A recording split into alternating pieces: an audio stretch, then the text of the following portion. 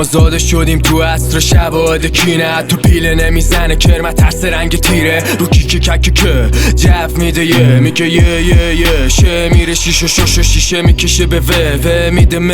مثل ماست ما رو میفروشه به ته مثل تو کیکی شما شدی اگه الان شیری خط میشی یه خطا کنی لای شر تل میشی عباس پرت میشی ذره کم میشی ارزشی حرف چی سر تو میزنن خفه چی بعدیش اینه راه رو بستن برا برگشت ولی کنارشم راه حل است برای هر چیزی با دیده باز نگاه کنیم دنیامونو جنگ پر خون پرچم خود زور همه زندونی پول و دین سند و کروکی اسا همه فروشی با علومای دروغین پشت پرده رئیساتون چند تا غول بیریخ که با شکل و شمایل آدم گوشت آدم بنیش گرفتن و همش میخندیدن بریش میگفت اگه بری بگی ببین بکی بدیم سرت زدیم رو این زمین کمین کردیم قدرت دست ما شهرت از شما پول طلا مال ما کار بارش از شما این مثلث رو نگاه ما بالای بالا تو امثال زیر میون خاکا رفتم تو خودم به خودم گفتم این چی میگه خودم گفت اینجا دین پیچیده من هنگ کردم این فیلم میه یا خواب ما بیه ضربان قلبتم بالاست این میریم که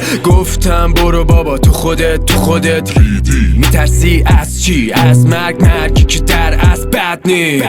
به خودم اومدم روی تخت دست بسته همه جا پر خون در بسته سمت راستم چند تا آدم که فکر میکنم و غولان صدا جیغ میاد ترسیدم هنوز به دنبال خودم روبروم یه میز پر اکورد و تیغ و ساتور سمت چپم دوربینه گفتم منو میبینن گفتن آره پول دادن شکنجه تو ببینن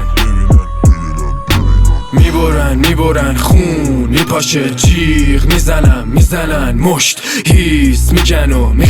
میخندن باز میبرن میدنم فش عشق میریزم درد میکشم اخ میکنن ناله میکنم میبرن واسه کشت پشت این آفتاب دارکه حقیقت واضح است ولی برا درک سیاست مانه حتی خود نور دارکه مثل تنابه دارکه همه جوابای چرا دارکه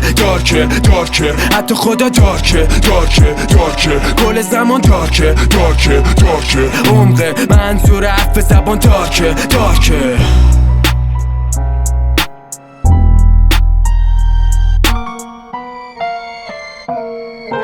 منظور حرف زبان دارکه